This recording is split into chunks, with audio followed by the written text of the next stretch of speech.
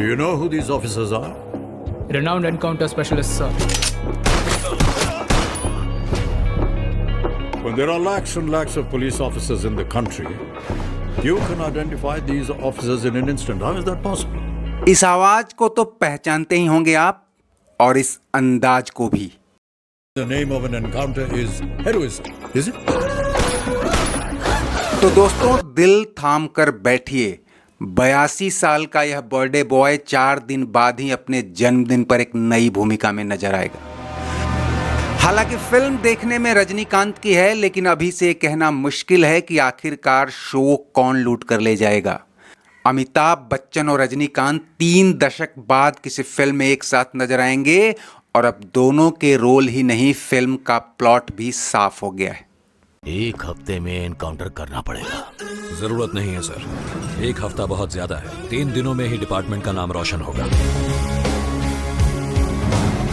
इस mega budget multi starrer action crime drama में जहां रजनीकांत एक एनकाउंटर स्पेशलिस्ट सुपर कॉप की भूमिका में हैं, तो अमिताभ एक स्पेशल जुडिशियल रोल या कह लें कि विशेष न्यायिक जज की भूमिका में हैं। दोनों सिस्टम के रखवाले, मगर सिस्टम की बंदिशों से लाचार नहीं। फिल्म के ट्रेलर में अमिताभ बच्चन एक तरफ पुलिस ऑफिसर्स की मेंटरिंग और मॉनिटरिंग करते नजर आ रहे हैं, तो दूसरी तरफ प्रेस को समझा रहे हैं कि न्याय में देरी का मतलब है न्याय नहीं मिलना। Justice delayed is justice denied. Justice hurried is justice buried. Amitabh के जन्मदिन से ठीक एक दिन पहले 10 अक्टूबर को सिनेमा के पर्दे पर आ रही फिल्म का नाम है बेटयान, मतलब हंटर यानी शिकारी। कौन किसका शिकार करने वाला है, इतनी गहराई में जाकर हम फिल्म के लिए स्पॉइलर नहीं बनना चाहते दोस्तों, लेकिन फिल्म प्रीव्यू, ट्रेलर और सोर्सेस से यही संकेत मिलते हैं कि फिल्म एक आपराधिक नेटवर्क और उनके राजनीतिक गठजोड़ के इर्द गिर्द बुनी गई है, और एक ईमानदार पुलिस ऑफिसर उन्हें खत्म करने के लिए न्याय के अपने तरीके अपनाने में कहां तक सफल होता है, यही इसका सेंट्रल थीम भी है। एनकाउंटर जस्टिस पर पहले भी फिल्में बन चुकी हैं, लेकिन रजनी और अमिताभ को लेकर बुने गए इस प्लॉट में मॉडर्न एज टेक्नोलॉजी और नए सोशियो पॉलिटिकल ट्रेंड्स भी दिखाई दे रहे हैं। तमिल, हिंदी, तेलुगु और कन्नड़ में एक साथ आ रही इस फिल्म को लेकर जहां साउथ में रजनी के फैन एक्साइटेड हैं, वहीं नॉर्थ में अमिताभ के दीवानों के लिए यह डबल बोनेंजा है।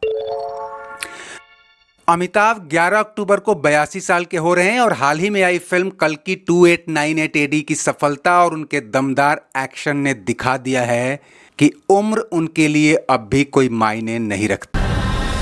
हर हालत में रोकना ही होगा।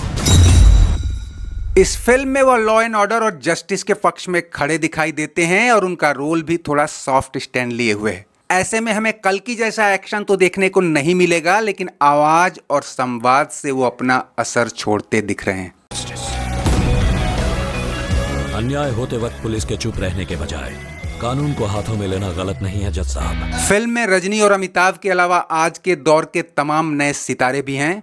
साउथ के मशहूर डायरेक्टर टीजे ज्ञानवेल ने इस फिल्म को डायरेक्ट किया है, जो खुद इस बात के लिए जोर लगा रहे थे कि अगर इसमें अमिताभ की एंट्री हो गई तो यह पैन इंडिया एक्साइटिंग फिल्म होगी।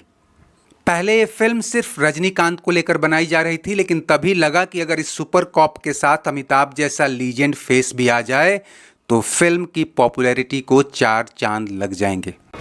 You can identify these officers in an instant. How is that possible? Most dangerous criminals को बहादुरी से एनकाउंटर करके ही ये हीरोज बने हैं। नया काम कुछ भी नहीं मिल रहा भाई, जिसे माल पहुंचाने के लिए बोलता हूं उसी की फट जाती है भाई। अरे एसपी के नाम पे हम लोगन के यमराज मिला है। हमारे गांव के 4 लोगों को अगर मार देगा तो उस एसपी का ट्रांसफर हो जाएगा ना।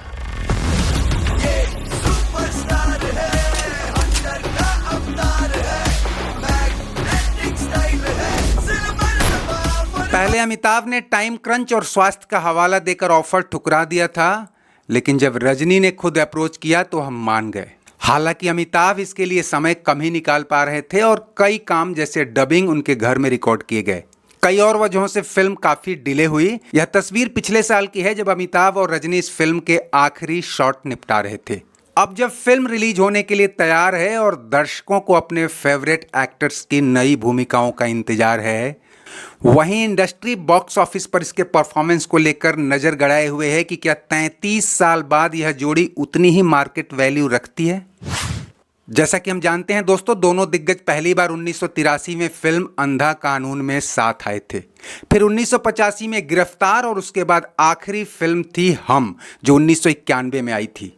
वो अमिताभ का दौर था और कोई भी एक्टर उनके फिल्म में उनसे ऊपर नहीं उठ पाता था।